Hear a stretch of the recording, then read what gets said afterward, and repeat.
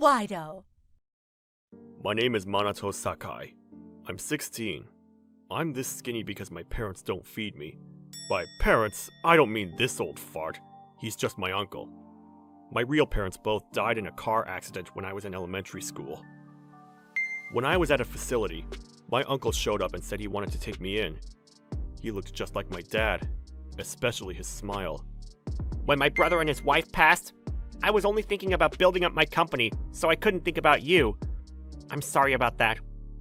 I want you to consider me as your father. Okay. I remember us playing when we were young, and he was super kind when he came to the facility, or when I went over to his house as a trial. I thought this was okay. But once he finished the paperwork to take me in, he completely changed his attitude. Apparently he took me on for money. I looked it up using the library computer, but he gets $1,000 or so a month for adopting me. Don't ever forget that I took you in! I haven't eaten yet. If you want to eat something, just eat our leftovers! During middle school, I was able to get by on school lunches, so I didn't starve.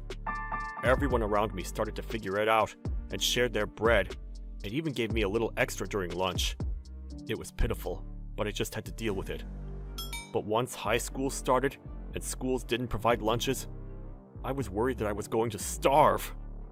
Uncle, please, I'll take care of the house. Give me some food. Shut up! I said don't talk to me when I'm watching baseball! You're so annoying talking about food all the time. If you want to eat that badly, eat that bread and banana on the table. The bananas were brown and the bread was well past the expiration date. I felt so upset, but I had to eat food that was borderline trash. And when people would come by to check in on me, they gave me a large portion of food. Here, eat it. You'll be sure to tell the worker that you're eating food every day. I once told a worker that I was hungry, and it was bad. After the worker left, I was yelled at for hours. Every time the worker showed up, I remembered that memory and wasn't able to say anything. I just put on a fake smile and had to deal with it. He seems a little skinny. I think he's a lot skinnier than average. Is he eating? Yeah, I love exercise and, He just doesn't get fat, no matter how much he eats. His father was fairly skinny too. It must be genetic. I couldn't tell the truth, and she just went home. The next visit was going to be in 2 months. My daily hell would start all over again. I have gym, and I think I'm going to collapse. Please feed me. What are you talking about? I just fed you. The leftovers aren't enough. Please. Shut up! If you want more food, go work a part-time job! But she said that if I have time for a part-time job, I should take care of the house. Are you saying it's my fault? What a snuck-up snob.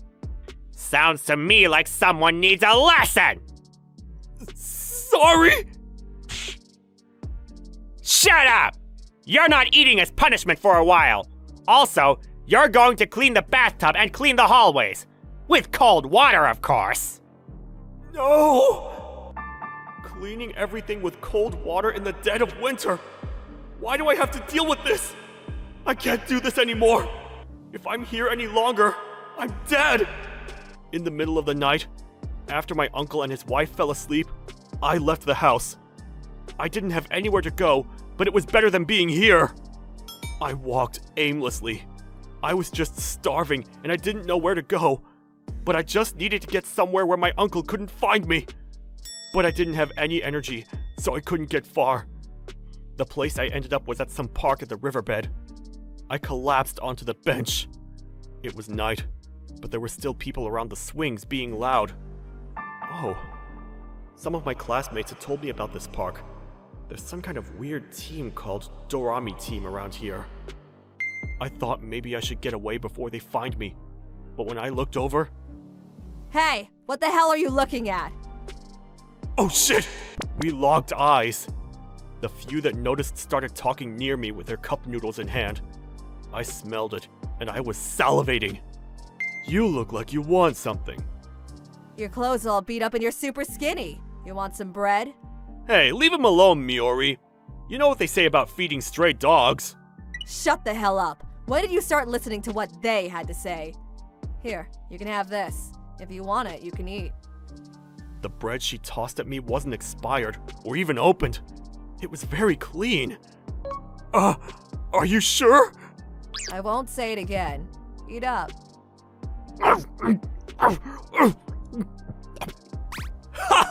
Look at him chowing down! Miori, look! Now he's into you because he thinks you'll feed him. I'm not gonna save you if he follows you around. I didn't expect him to go this crazy for it. Are you seriously starving? Sorry. I ate it without saying thank you. I don't have any money. Don't worry about it. Anyway, I have a lot of good food at my house. If you're hungry, you should come by. What's she gonna do? Ask me for money after I eat? Just as I had that thought, Miori, the delinquent, grabbed my hand and pulled me up without a care in the world. It's okay. I don't want to bother someone that I don't even know. Shut up! Are you hungry or not? I'm hungry. Then eat and then talk. People can't think straight when they're hungry. I'm heading out for tonight. I was taken into a giant house. This must be what people call a mansion. But it was quiet, and there wasn't a single soul in sight. Come on, eat. I warmed up everything I think you could eat from the fridge. Are you sure I can eat all this? The chef cooks a lot, but I can't eat it all on my own. I basically just give them out to the guys at the park if they're about to rot, so it's not a problem if you eat it. Thank you. Thank you so much. I ate everything on the table as fast as I could. It was delicious. I couldn't stop crying after eating for the first time in years. After I ate everything and came back to my senses, I realized that I hadn't even introduced myself.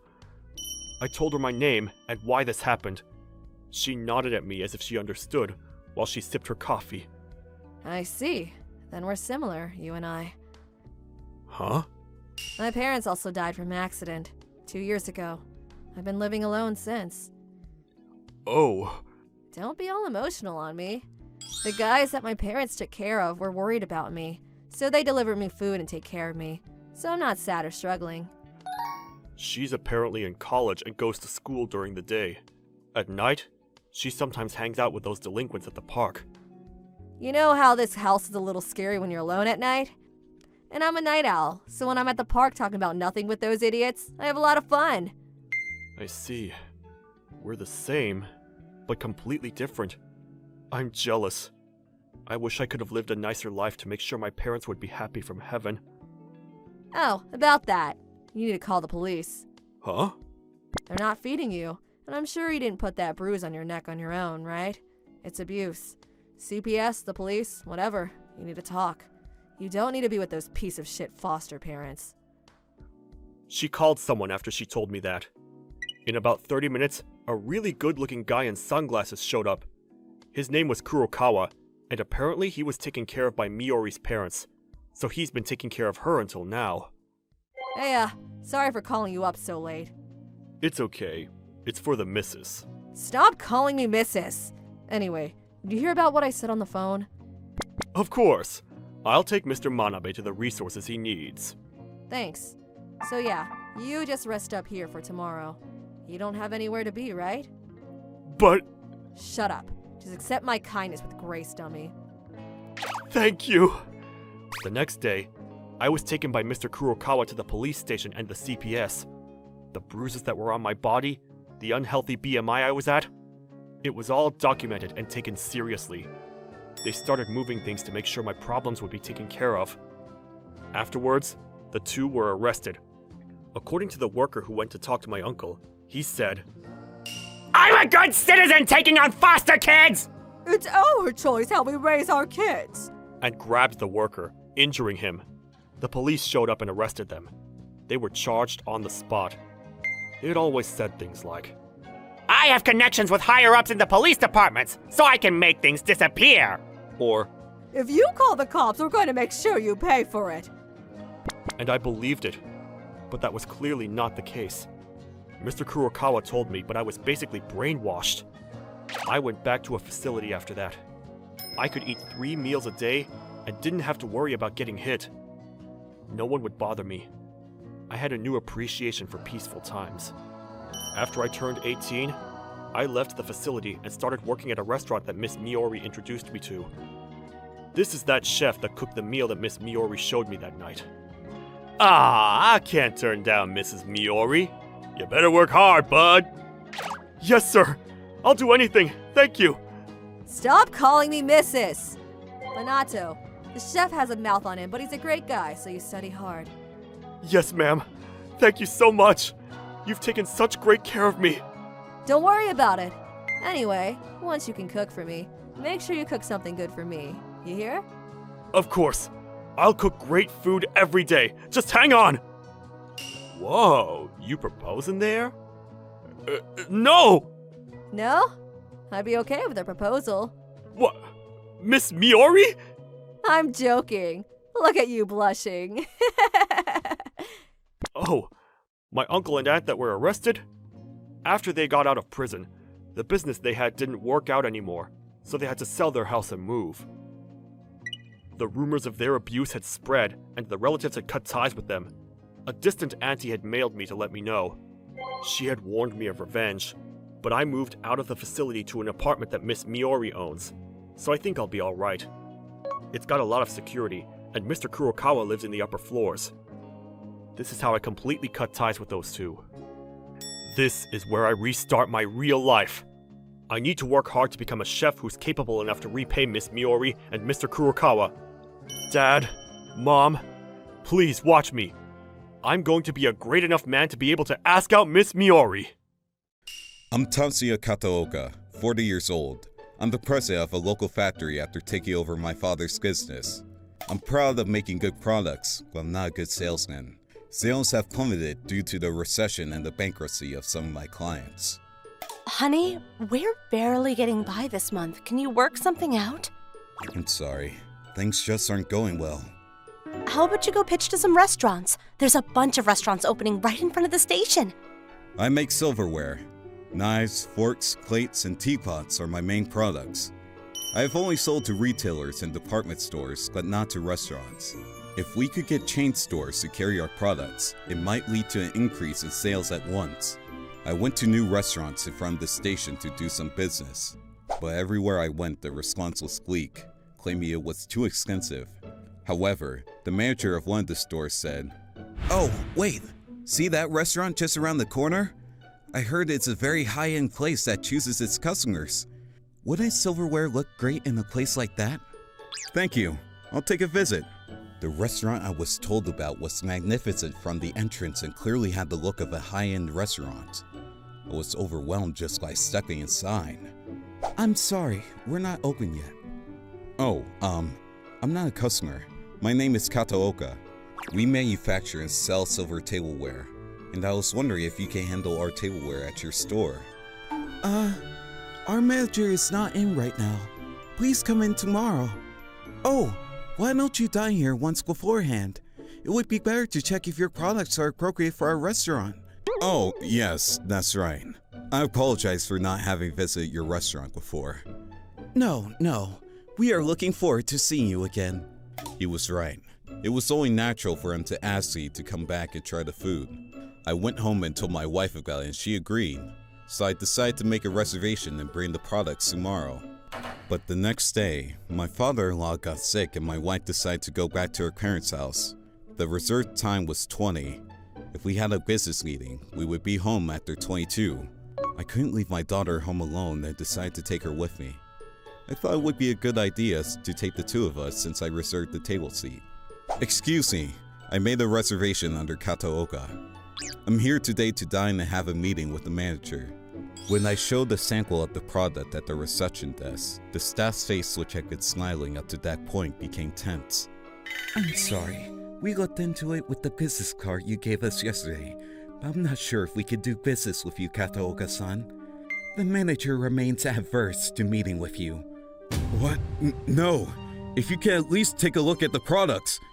"We value our dignity above all else. I'm sorry, but we can't have inferior products made by an unknown factory in town. I should have told you when you made your reservation, but I apologize for failing to inform the reservation staff." They're not used to the tableware that Daddy made? Turned away at the door, I stood there speechless in front of my anxious daughter and the staff. If you are not going to dine, could you kindly make your way out? He said in annoyance. I felt like leaving because of the pity, but I wanted to let my daughter eat at the very least since she was excited for this day. Then at least let her. Wait. That staff is right. This is no place for someone like you. I heard a voice from behind the staff. Oh, Elisa-chan! Dad, she's a girl from the class next door. Oh my, Elisa, I'm sorry for making a scene. These people will be leaving momentarily. Come on, let's get out of here. What? The girl called Elisa pulls me and my daughter out the store by hand. The staff had a displeased look on his face and said, "If we will meet again." But behind those words, it was obvious he meant, "Never come back." It made me want to jump at him, but I did my best to restrain myself. The girl who appeared in front of us with no concern for me went outside and started talking with a sharp look. You're Mommy from the other class, right? Is this your father? Yeah? You were showing some beautiful tableware earlier at the reception desk. Is that the same silverware you have on your school bag? Are they both made by your father? Yeah, it is. Dad made both of them. Oh, I knew it. I couldn't find the same design anywhere, and I was wondering if it was one of a kind. I would love to have some of your wonderful silverware. Could you do me a favor? This girl was in love with the pieces I made. I don't want to stand around and talk, so why don't we go to my favorite restaurant? She invited us and we got into the car as she prompted. The luxury car parked in front of us seemed to belong to her family. My daughter quietly told me, Elisa's a transfer student who just came back from Germany and her family is very rich. The restaurant we arrived at was a small but elegant French restaurant with a relaxed atmosphere.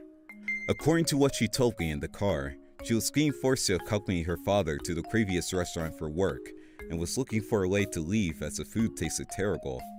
Silverware made by Mommy's father is not appropriate for a restaurant like that. Apparently, when she said earlier that it's no place for you, she meant that my tableware was of higher class. I felt bad for almost snapping at her. When we started eating at the restaurant she took us to, it only took me one bite to be stunned.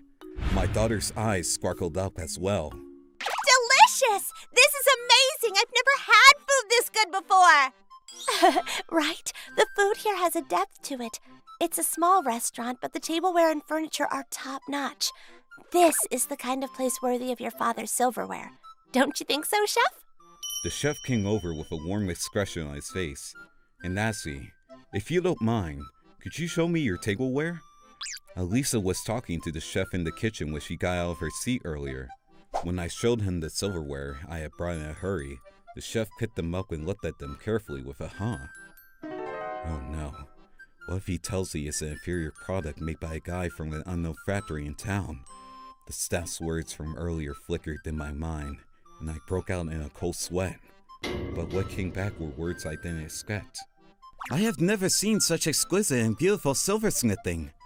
We would love to use it in our restaurant. Huh? We were actually considering a renewal for our restaurant. We would like to have new silverware with our original markings on it if possible. Absolutely, we could do that. While my daughter and Elisa were enjoying their meal, the conversation progressed, and by the time they had finished their dessert, the business meeting was completed. I started bringing samples and had meetings for their design ideas. I was busy all of a sudden. Thanks to the chef's help, the number of clients increased and the sales doubled the following month. My wife was in tears of joy. The good things didn't stop there. When Elisa said, "I want you to make me a keychain just like Mommy's," I gave her a silver keychain and some accessories as a token of my appreciation, and the word spread among the kids. There was a wave of orders for miniature silverwork and accessories for kids and mothers. Some parents who were in the business even asked us to make full orders since they wanted to carry it in their stores. Thank you, Elisa. It's all because of you. I don't know how I could thank you enough. I just called it for what it is. The product speaks for itself, which is why I think everyone wants your beautiful creations. The way she blushed shyly while saying that was very childish and adorable. I'm looking forward to seeing more of your new work, so please let me know. Yeah, of course. Elisa looked like a goddess smiling with the hair ornament I made her. Oh yeah, and as a side note, that restaurant that made fun of me for being a no-name township factory got a bad reputation as an awful restaurant that looks down on their customers and went out of business within a year or so. Apparently the food was nothing special in contrast to the interior. That's what happens when you have that attitude in front of other customers. I'm going to take good care of my clients and continue to work diligently. My daughter was also happy and told me she made a lot of new friends since then. I'll do my best to keep my daughter's smile. My name is Yuma Ogura. I love manga and anime. I'm what you'd call an otaku. In high school, I figured I'd join the anime or manga clique, but unfortunately, the high school I went to didn't have either, so somehow, I was in a really popular social group. It all started on the first day of high school, when the good-looking kid in front of me started talking to me. I don't want to brag, but I got lucky with genetics. I'm pretty tall, I got a decent face. Oh, and my older brother helped me with fashion too, so people didn't think I was an otaku. I think he might have thought I was someone rowdy. I didn't have any reason to turn him down, so I bought into the conversation and ate lunch with him. I'd go to karaoke and bowling when they invited me on the weekends. Before I knew it, I was part of the popular clique. They all seemed pretty good, and they talked about anime or manga that were popular, so it was fun sometimes.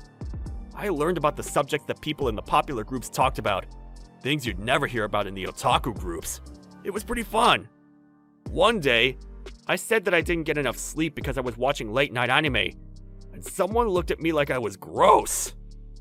But after that, I kinda just kept the fact that I'm an otaku to myself. My older brother is actually a popular person, so I kind of understood how to look like a popular kid. I enjoyed my high school years.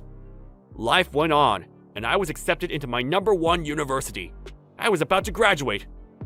The girl who was the cutest and got along with me the best, Emi Imai, had asked me out. We're going to different colleges, so I just wanted to tell you before. I've always liked you. Please go out with me. You're okay with a guy like me? I like you too! Let's go out! Afterwards, we continued dating and slowly started getting more friendly. We went to different universities, but we got on the same train, so we'd meet up on the way home or go on dates on the weekends. We had a good time. College life was good. Yuma! There's a new premium DVD box of Lilina! Oh my god! The limited edition one? Nice job! We're gonna go watch it real quick. Wanna come with? Hell yeah, I do! The one with the glasses was Naoki, and the other one was Tomoya. They're both pretty hardcore otakus. Because I met them, I was able to talk about manga and anime as much as I wanted. Emi didn't seem to care much about it at all, so I didn't tell her that I had otaku friends. I talked about otaku stuff in college, outside of school, when I was flirting with Emi. Life was fun, and I wanted to be in college forever. You're going to take over the real estate business after you graduate, right? Yeah. Then maybe I need to learn some about real estate. Why? Huh? You're gonna make me say it? I need to help you out once we're married. Yeah, once I get rich, I'm going to propose, so you just wait. Yeah, I'll be waiting. Life was good. I almost doubted myself. But... I want you to break up with me. What? About a year after we started working, Emi suddenly asked me to break up with her. Remember when I went to your house before? You said you were in real estate, so I figured you'd live in a nicer house, but it was so small that I was disappointed. What? That's why you're dumping me? My grandpa and I lived there forever. It's an old house. Either way, I was going to renovate it. Your dad doesn't seem to have much oomph either. I wasn't sure if he was even really a CEO. The offices you showed me were also so small. You're seriously trying to break up because of that? I was asked out by a CEO's son. I'm gonna go out with him instead. What? You mean the place you're working at? Nope. Someone I met at a drinking party the other day. He's great looking and wears expensive brand suits and was super attractive. He's gonna be the next CEO for sure, so sorry. She started laughing and saying that money is important for living. She did ask me out after I had mentioned my father owning a real estate company. She wanted my money all along. I felt so dumb. I kept contacting her, but she wouldn't read my messages, she wouldn't answer my phone calls. I didn't think that's who she was. Hey, real girls are pretty tough, huh?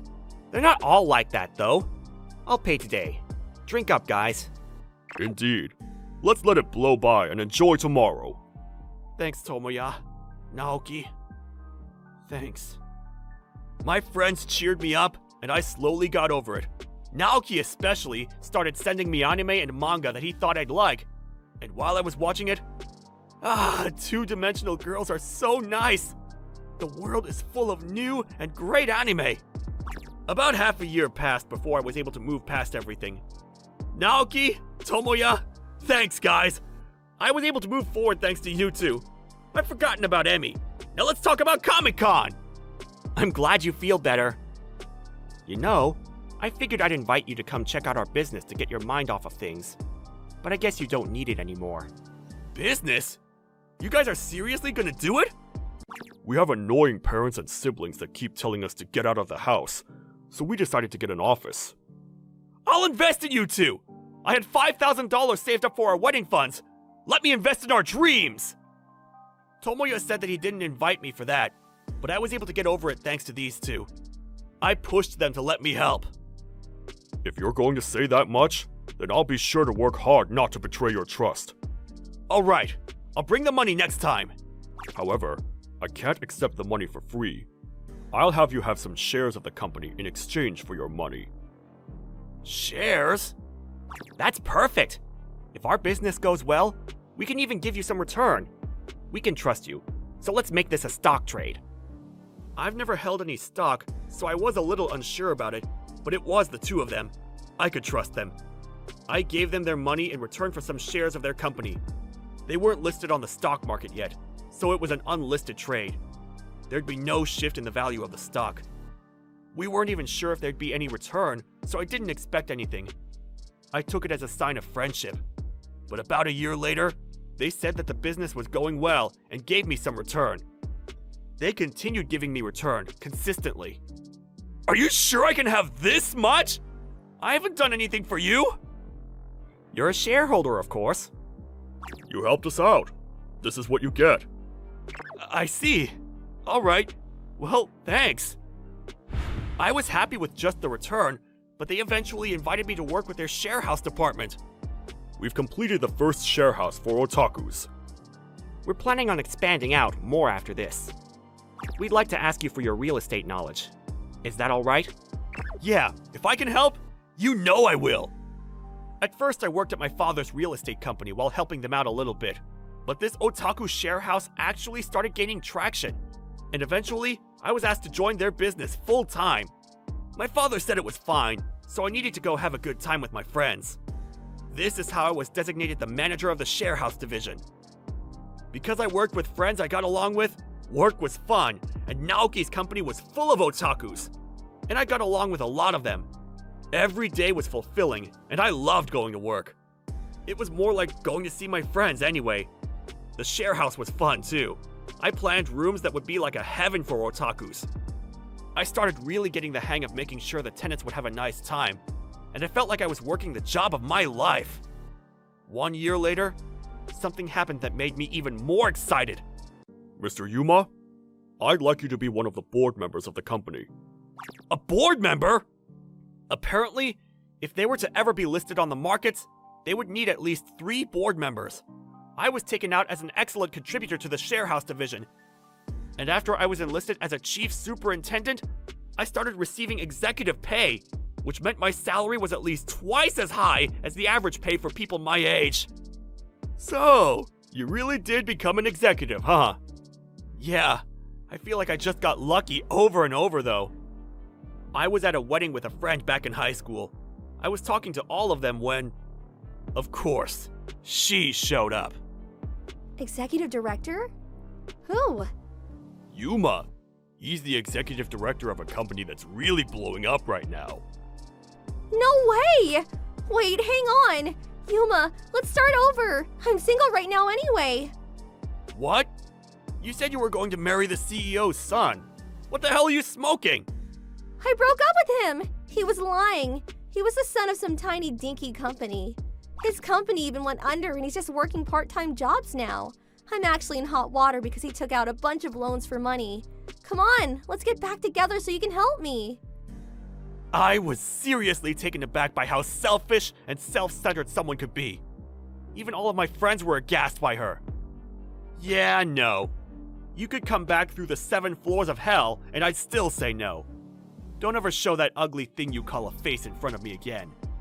If you follow me around, I'm going to ask my corporate lawyers to sue you. Bye.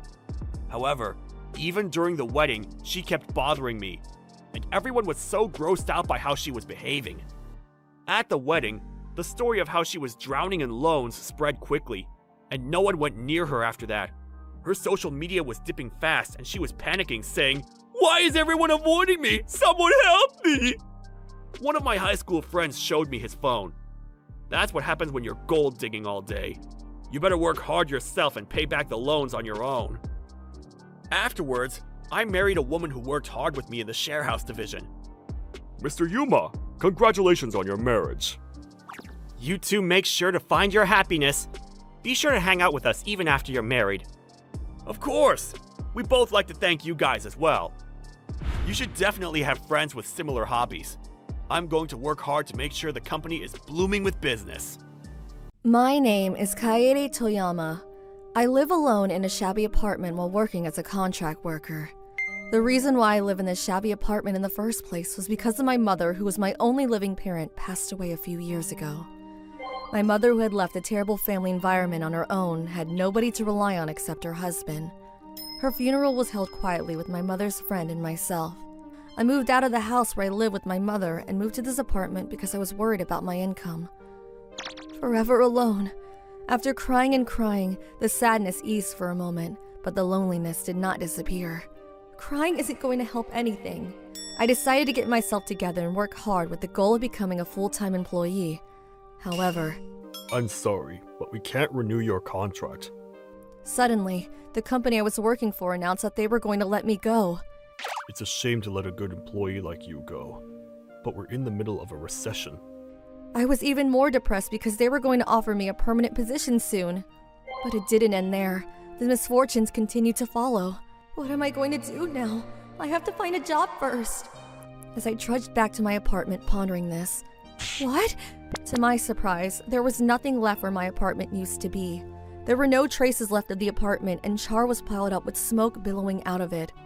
It looks like arson. This apartment was old, so everyone was worried about what would happen if it caught fire. One of the neighbors told me that in a sympathetic tone, but I couldn't think of anything to say. No way! What am I supposed to do now? I lost my job, my house, everything. I don't remember much after that. With nowhere to go, I found myself in my hometown where I had spent my childhood. My mother's gone. I lost my job and my home, but maybe I can start over here. The cost of living is low in the countryside, and although we haven't been in touch, my father's sister, who was very dear to me when I was little, must still live here. Houses in the countryside are big. I'll ask her to let me stay there for a while I think about the future. As I was walking around thinking about that, I saw a figure at the far end of the wide riverbed. As I approached closer, wondering what they were doing in a place like that, it was a boy in a school uniform. The uniform he was wearing was tattered, but they were definitely from a junior high school nearby. I was worried, and as I looked around, the student looked back at me. What are you doing? Nothing. It's already dark. You should go home. I can't go home. I had plenty of time, so I decided to sit beside him and listen to his story. The boy began telling me what had happened. His parents divorced several years ago, and his mother took him in to live with her and her second marriage partner, but the mother passed away due to illness. He had no choice but to rely on his father-in-law, but not only did his stepfather neglect him, he also spent all of the money from child support on alcohol. He even started to get verbally abusive and violent. He couldn't take it anymore and ran away from home. I was going to go to my real father's place, but it's so far, and I have to take a train to get there. But I think he even took my wallet. It's getting dark, and I don't know what to do. It happened unconsciously, but I think I saw myself in him. Here, use this. I want him to be happy because he shares the same pain as me. What? With that one thought in mind, I gave him a wallet with all the cash I had on me. It may not be much, but I think you'll at least be able to take a bullet train or something. But Don't worry about me. I have a credit card. You have no idea how much it costs to get to your father's house, do you? I feel bad. It's okay, just take it. Hurry, the more trouble you'll get until later it gets. I stood up, thinking the boy would have had a hard time walking away if I stayed there. Well, I guess we'll never see each other again. I'll pay you back, for sure! The boy stood up as if determined and disappeared into the town, bowing his head repeatedly. I did a good thing. Good things will surely happen after doing something good. Everything will be fine as long as I get to my aunt's house. With that thought in mind, I reached my aunt's house relying on memory. But I was naive. I found nothing but a vacant lot where my aunt's house used to be. I wandered around the area hoping I was mistaken, but the area around my aunt's house was just as it was then, with its distinctive signage and the winding streets we used to play on. So there was no way I could have been mistaken.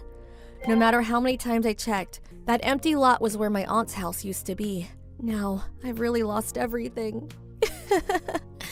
It seems like when a person truly reaches their limit, they can't help but laugh. Now I really don't know what to do. I made it back to town in a daze. Oh, that building, it's still there. What caught my eye was the building that housed the first fast food restaurant I worked part-time for. As I got closer, I found the door leading to the rooftop left unlocked. On the rooftop, we would eat lunch together secretly during our breaks, and on firework festivals, we would gather there to watch. Those days were so much fun. I naturally went up the stairs to the rooftop. It's even more desolate than it was back then, but little has changed. The wind feels so nice. I forgot everything and gazed at the barren street in front of the station. Then suddenly, Wait a minute! startled by the sudden loud voice, I turned around in a panic when a middle-aged man came running towards me. You! What are you doing? What? Not so fast! And at my building, too! My building? The man pulled me by the arm and dragged me to the middle of the rooftop. I saw you climbing the stairs, so I followed you thinking the worst. And I'm glad I did. I'm sorry, I was just looking at the town though. What? I was embarrassed, but I knew I had no choice but to explain. I told him everything that had happened. Really? Yes. I don't think it would be a stretch to jump off under those circumstances, but... Oh, no. Well, I did think it was a painful situation, but I'm determined to live for my mother. When I involuntarily laughed, the man bowed deeply. I apologize. I made a terrible mistake. It's okay. Anyway, you're very strong. You think so? Would you be interested in working for my company? What? I couldn't believe my ears at the sudden offer. The man's name was Nobuhiko Hatanaka, and he was the president of a construction company in Tokyo. This building was his company's building. This is my hometown, too. I come back here every once in a while to relax. I started my company in one of the rooms of this building, although the company is now headquartered in Tokyo. I see. My company is in need of a new employee because one of our female employees just left for maternity leave. You seem like you have guts, so how about it? What? Are you sure? Well, this must be some kind of fate, too. There was no reason for me to refuse the offer that seemed too good to be true. After that, the president not only offered me a job, but also a company dormitory. I apologize. It's not the nicest place, but... He said that, but it was much nicer and way more spacious than my old apartment. Thank you so much! I'm going to do my best for this person. That's what I decided. Fortunately, I was placed in a position where I could use my experience from my last job and work relentlessly. Working overtime and getting yelled at by an unpleasant boss set me back at times, but the work itself was rewarding, and above all, I was able to work hard to repay the president of the company. Then, in the blink of an eye, more than a decade passed. Before I knew it, I was in a decent position within the company. I graduated from the company dormitory, and now I live in an apartment in Tokyo, albeit a small one. Although my life was difficult at first, thanks to President Hatanaka, everything had been smooth sailing for the past decade or so. But one day, the president is stepping down? The president suddenly collapsed at home, and it was difficult for him to continue his work. And to make matters worse, the current executive manager was likely to succeed him. The manager was certainly good at his job, but he was a man of intense power harassment and the subject of endless shady rumors behind the scenes. I wasn't a big fan of him either. I can't work hard for that man. On the day the announcement came out that the executive manager would be the next president, I submitted my resignation half-heartedly. I had been unemployed for the first time in over a decade. What was different from those days was that I lived in a beautiful apartment. I also had enough savings. And yet, I was not able to clear the fog in my mind because of the president. I wonder if I can somehow repay him. I didn't have the energy to look for a new job, and I was living a shell of a life doing freelance work. After a year, such days passed. Yes? I looked at the screen and saw a young man I had never seen before standing there. Are you Kaide Toyama? Yes. Thank God! I finally got to meet you! I'm sorry to interrupt. Who are you? Do you remember this? The young man took out an old wallet. Oh, I remember now. It was the wallet I gave to a boy by the river a long time ago. I opened the door. I always wanted to repay you someday. Now that I'm finally on my own, I looked for you to return the money you gave me. The only clue I had was this wallet, so I hired a detective to find you. I see. I'm sorry to have surprised you, but I had no idea that you were working for my father's company. What? Your father's company? The junior high school student at that time was the son of President Hatanaka. I went to a nearby coffee shop to talk further with the boy from that day who introduced himself as Mamoru Hatanaka. That day, the boy used the money in my wallet to visit his father's address, which his mother had told him about. Although he couldn't see him right away, he was finally able to see him with the help of his relatives. My father welcomed me warmly. From that point on, I've been following my father's back, training abroad up until recently to follow in his footsteps. After I learned that you were working for my father's company, I asked him about you before we met. My father praised you as a very good employee. He also said he himself and the workplace both got brighter because of you. No. Tears naturally welled up in my eyes at these words. No matter how hard it gets, there's always someone watching over. I felt that all those hard days since I lost my mother had paid off. So please, come back to the company and lend us your strength again. What? But the current president? Oh, speaking of him, the former executive manager who became president a year ago was officially dismissed and removed from his position after power harassment and embezzlement came to light. It was decided that I would take over the company ahead of schedule. Really? I'm still a work in progress, so I'll need the help of many people. And you're one of them. Me? That's correct. What do you think? Will you please come back? What a strange coincidence. I felt like I was being guided by some invisible force. If it's okay. We want more people like you in our company. People who have compassion for others. The young man's smile was just like the president's, full of kindness. And so I returned to President Hatanaka's company once again. All the employees who had worked with me gave me a warm welcome. The president survived and is supporting this company behind the scenes as chairman. I look forward to working with you again. I'm more committed to my work than ever before. Someone's watching over me. That's what I believe. My name is Yoshio Kumada. I'm running a barbecue restaurant, following in my father's footsteps. I started working after graduating from high school, and I am now 30 years old. My father left the restaurant to me and retired to enjoy his retirement with my mother in the countryside. Running the business was not easy, of course, but it was very rewarding. And more than anything, I enjoyed chatting with the regulars. I felt this job was my calling. I was hard at work that day. I heard the door open, and I greeted the customer cheerfully as usual. Welcome! But standing there was a mother and child who looked like they were going through something. A thin mother in rags. And the daughter with her looked like she was in 4th grade or 5th grade. But these were the type of customers I wanted to serve meat to keep their spirits up. A table for 2? Please, have a seat over there. I led them to a seat in the back where they could relax. A few minutes later, I'll take your order. 1 plate of this meat, please. What? 1 plate? To such an unexpected order, I almost wanted to ask if I heard it right. However, I didn't want to intrude into other people's business. I brought over the single portion to the table as ordered. What about yours, Mom? It's okay. It's your birthday today, Mai.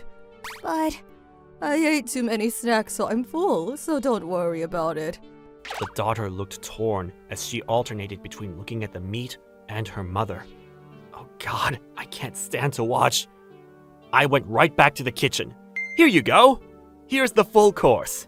What? We didn't order this. Every month we offer it free of charge for the 100th customer. You guys were the 100th customers. really? Mom, we did it! We are proud of this meat. Please enjoy it. The daughter seemed to believe that it was actually a service. She was so excited as she started grilling the meat. Her mother seemed to realize that I had thoughtfully served them, and she repeatedly bowed her head toward the kitchen. And on the way out, Thank you very much. The meat was very delicious. Thank you. I've never had such delicious meat before. I see. That's great to hear. Looking forward to seeing you again. I saw the smiling daughter and her mother, who bowed deeply to me, off with a sense of warmth. After that, I continued to treat each customer with care and warm hospitality. Sales were good for a few years, and things were going well. But Manager, it happened again. The students who came to our restaurant went to Wide Barbecue. I see. Unluckily, a major barbecue chain opened a restaurant in our neighborhood recently. The students and families who used to be our customers started drifting away for their inexpensive all-you-can-eat courses and trendy desserts. Regulars continued to come here, but to be honest, that wasn't enough to run the business. We tried to develop new products, but we were no match for the product development capabilities of the big chains, which put us in a difficult situation. Just then, a local festival was about to be held. I had been helping my father since his generation, so this year, I was helping to set up the tents and prepare for the festival when a man approached me with a smirk on his face. He's the owner of that major chain. Hi, my name is Kumada. Hi, you must be the manager at Manwa Barbecue, right? My name is Inami, the manager at Wide Yakiniku.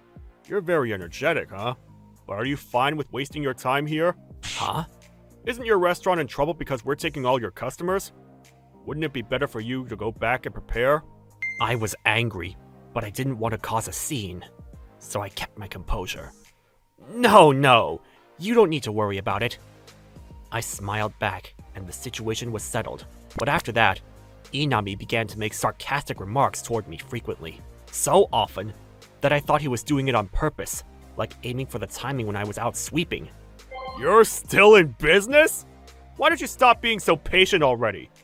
If the deficit continues, it'll be very difficult in the future. It's none of your business. I have regular customers, and I can't just quit the business I inherited from my father so easily. You're the reason why customers are dispersed. If you were gone, we'd be the top store in the area by a landslide. Please leave. Ooh, scary. If you close the store, I can hire you if you want. No, thank you. Please leave, I said back forcefully. But Inami was speaking the truth. We were in a very tight spot. If we lower the price, the customers might come back. Or if we start an all-you-can-eat menu, we might be able to attract new customers. But if we do that, we would surely fall short on profit. However, if we changed to cheaper meat, the regulars would leave immediately. We were left with no choices. Just then, a beautiful mother and daughter you wouldn't see around here came into the store. Welcome. This way, please. It's been a while. Thank you very much for your kindness in the past. What? Excuse me. Could it be? Yes, we're the ones you treated to a full-course meal for her birthday a few years ago. The daughter sitting next to her smiled and bowed deeply with her mother. It was the mother and daughter who ordered a single portion a few years ago. The mother was troubled by her husband's violence and even considered the worst with her daughter. But when she came to our restaurant and saw her child enjoying her meal, she thought, I can't let this child be unhappy. She divorced, rebuilt her life at her parents' house, and is now happily remarried. I see. I'm glad you two are doing well. I'm so relieved. I have never forgotten your kindness and the taste of your delicious meat. Thank you very much for your kindness. No, I didn't do enough to be thanked for. I've been feeling down lately, but seeing you has cheered me up. Thank you so much for coming. Feeling down? Is something wrong? There's a competitor in the neighborhood. Oops! I shouldn't be talking to customers about this kind of thing. I'm sorry. I shouldn't have said such strange things to you after coming all the way here. No, please let us hear. We came here hoping to repay you. If there's anything we can do, please let us help. No, I can't just... My mother's second husband? My new father owns a marketing firm. By competitor, do you mean that chain restaurant? I think we can help with advertising. Yes, but I don't have the money to hire a professional. We won't charge you. We want to help you. Please, by all means, tell us about your problems. I was overcome by their enthusiasm and told them what was happening. The mother and daughter looked at each other and nodded. The mother immediately called someone on the phone, and about half an hour later, a slender, tall, handsome man arrived. He said he was the mother's new husband. He called himself Ryoji Yano, and he proposed a series of advertisements, which I agreed to despite my surprise. And the next day, he started working on them immediately. Furthermore, her daughter, Mai, influenced by her father, started posting information on social media and was now a famous influencer as a college student. Mai wrote a story about her experience at my restaurant and advertised it. And the next day, the number of customers began to increase. My social media, as well as the advertisements and website that Mr. and Mrs. Yano created, gradually gained attention. After a month, sales were back to normal. 2 more months later, new customers spread the word about us, and our sales doubled. Now there's a line out the door, as you can see here. Thank you. It's all thanks to the Yano family. I can't believe we've made such a comeback. I hope we were able to repay you for your kindness that time. You have repaid us more than enough. Or rather, we've received too much. From now on, we will continue to provide free meals for you. So please, come anytime. Yay! All you can eat barbecue! Hey, Mai, don't be so greedy. I'm just kidding. I'll keep introducing you on social media, so please let me know if you have any new seasonal products or new desserts. Yeah, thank you. Thank you so much. It was during such an exchange that Inami, the manager of the rival restaurant, suddenly appeared. Apparently, he was standing nearby, listening in. I heard that! Social media? Our customers have been decreasing lately, and it was you who's been using such a cowardly method! What cowardly method? Please, don't be stingy with a legitimate method of advertising, and can you please quit this eavesdropping nonsense? Shut up! I have no use for you! You're the ones who created the ads, right? Please make one for us too. We want to be the top store in the area. What a shameless man. With a sneer on his face, Inami rubbed up against Mr. and Mrs. Yano. Mai looked blatantly disgusted. Of course. If you'd like to make a request, we'd be happy to take care of it. Oh, that's great. Let's get started. Here's our brochure. If you want the same plan as Kumada-san's, here are the prices. Ryoji-san smiled and pointed to the price list, and Inami's eyes went black and white, making him furious. You've got to be kidding! There's no way I can pay this much! You gave it to him for free, didn't you? I want mine for free too! Kumada-san has been a great help to us, so we created this ad to return the favor. We owe you nothing in return. Inami was very stubborn, but when Ryoji-san told him, you would be guilty of extortion if you asked us to provide services for free, he replied, that's enough, and ran away. Come back the day before. After that, our restaurant continued to thrive thanks to the Yano family. Customers who had drifted to Inami's restaurant returned, and we enjoyed working together every day. Inami's store closed a few months later. Customers coming back to our restaurant was one reason, but the deciding factor was the bad publicity on social media. Someone apparently filmed Inami threatening Yano-san to make ads for free, which went viral. Perhaps the head office found out and cut the contract. Inami's store, which had lost the backing of a major company, quickly went under and disappeared. The last time I saw Inami, he was about to hobble into a moving truck. I'll work diligently so I don't end up like that. I must manage my business in a way that doesn't disgrace the Yano family, who saved me. This meat is so delicious. Yeah, so tender and so delicious. Thank you! Oh yeah, I'm going to make a dessert for young people, and I was wondering if Mai could help me make a prototype. Yeah, of course. I'll invite my friends from school too. That would be great. Thanks for your help. Yano-san, Mai, thank you for everything.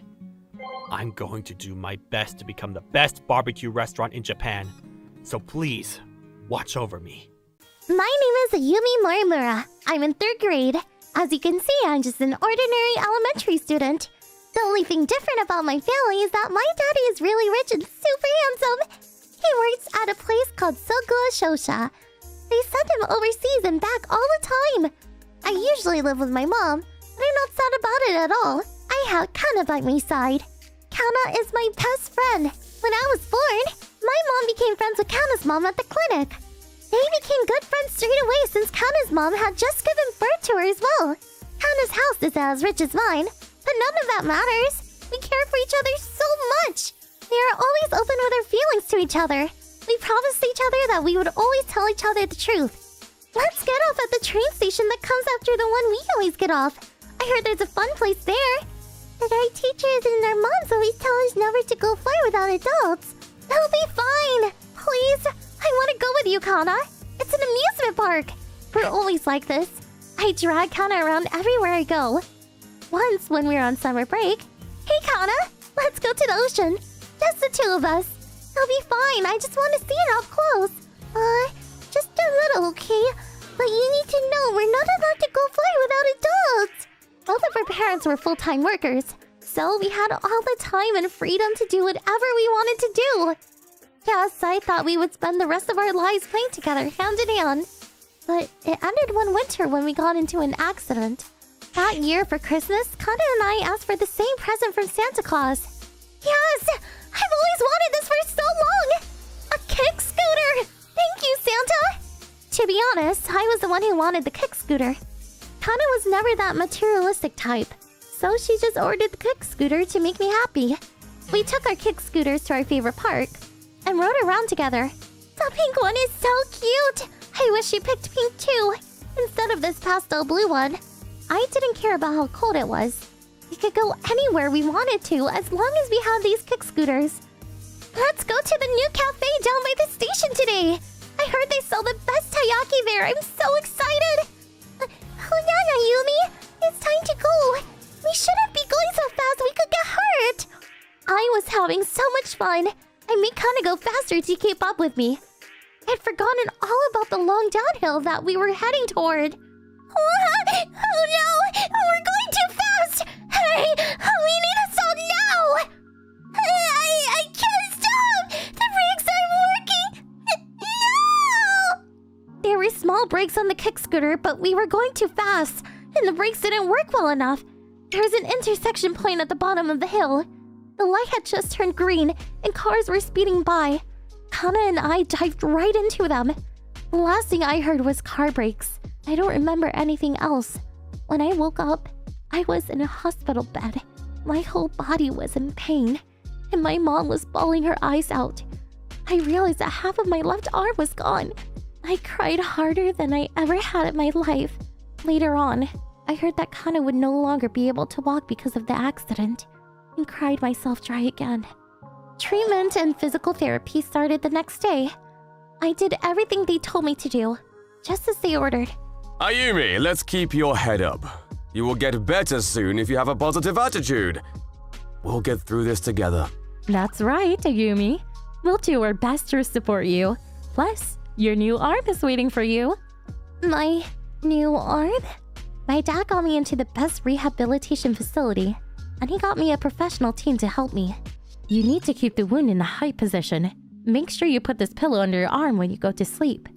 How about we practice getting your prosthetic arm on and off? Don't worry, you can take your time.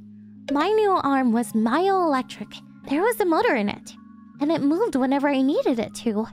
After I got used to my new arm, I asked my mother if we could go visit Kana to see how she was doing. Kana was at a different hospital. I already tried to get in touch with her, but she hadn't answered once. My mom agreed to come with me to the hospital. Kana's room was small and dirty. The lights seemed a little dark too.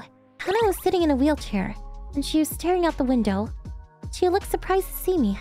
Kana opened her mouth to say something, but Kana's mom jumped in between and started yelling at me. What are you here for? I can't believe you! It's all your fault! Kana can't! I hardly recognized Kana's mom. She blamed me for everything that happened to her daughter. I didn't blame her.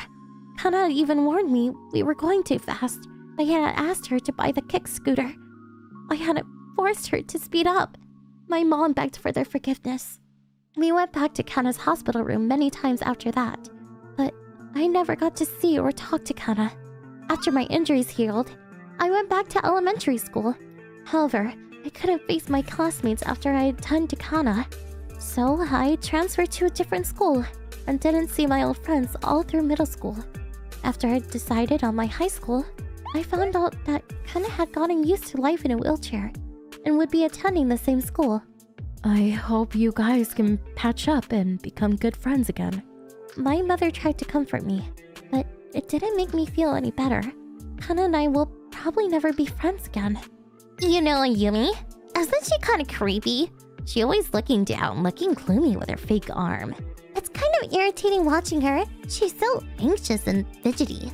I was in a bathroom with a stomach ache when I heard some of my classmates talking crap about me. I had changed since the accident. I wasn't the carefree, confident girl I used to be. I'd become the type of girl nobody ever talks to. Dark introvert. Nobody wanted to be friends with me. I put myself in that spot though. I didn't think I deserved to be happy. The rest of my pathetic life was how I would be punished for hurting the one I cared about the most. Having a prosthetic arm crushed my self-confidence.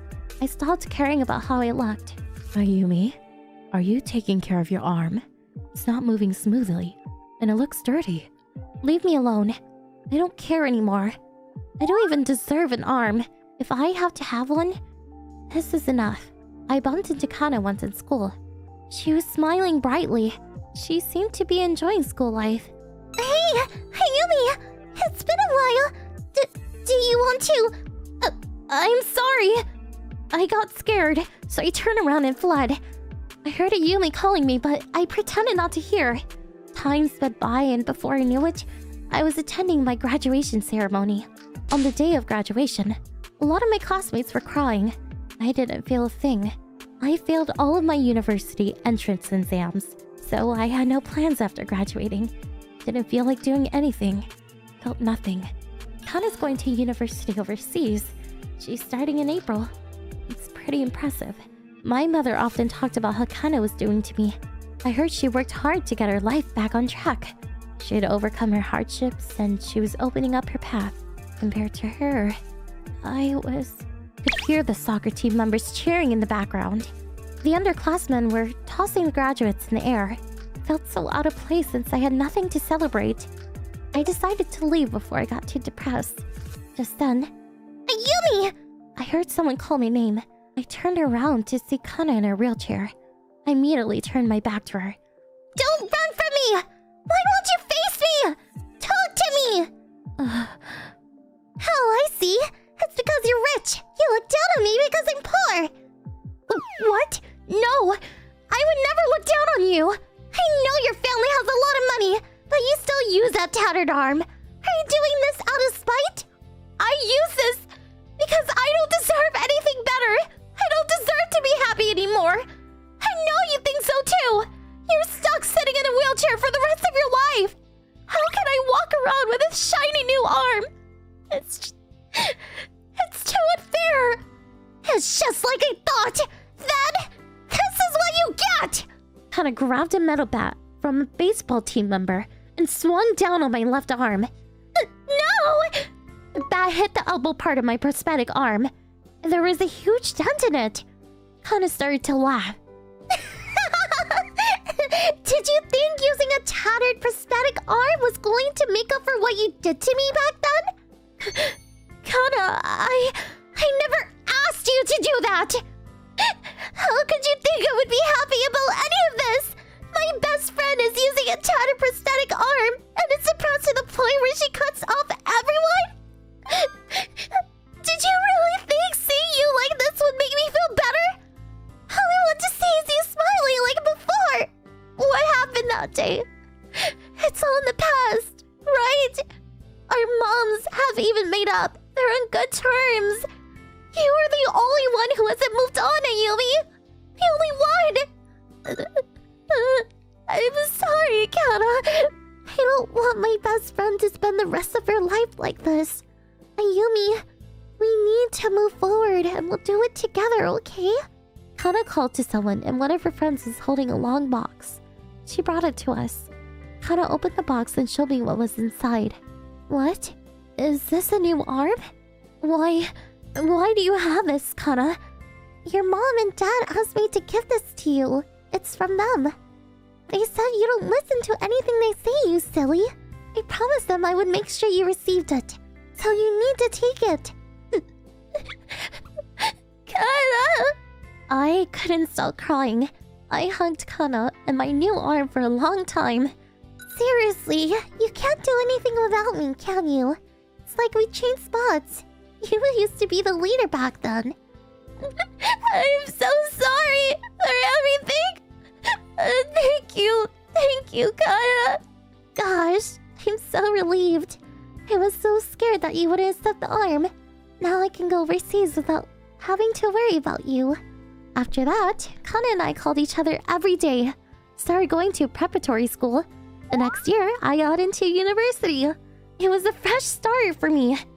I even got a boyfriend for the first time in my life there. He was a year older than me. He didn't treat me any differently even after seeing my arm. He told me he dreamed of becoming an engineer. 6 years after graduating university, I got married to him.